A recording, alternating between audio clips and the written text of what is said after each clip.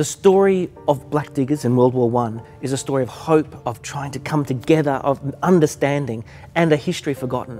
What you'll see on stage is 9 Aboriginal men representing a number of stories. We've been tapping into what it means to be an Aboriginal man now and what it must have meant then when you were told you couldn't marry or couldn't earn money or couldn't own land or you couldn't travel from town to town.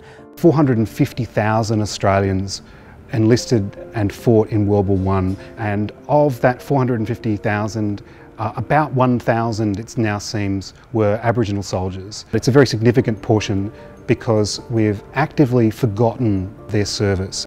The contrast between them being treated as equals when they're in the military and being treated as second-class inferior peoples when they return from the war is quite striking.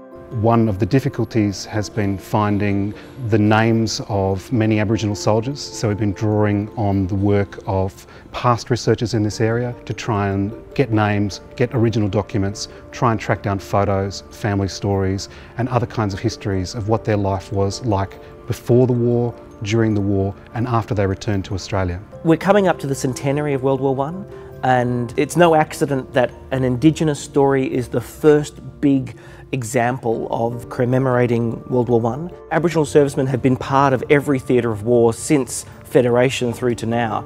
And so for us to tell that story, to write onto the public record Aboriginal servicemen at Gallipoli, at the Western Front, in Palestine, all those kind of areas, is important for us as a part of a reconciliation movement. We hope that it provokes the desire for everyone who sees it to find out more, because these stories deserve remembering.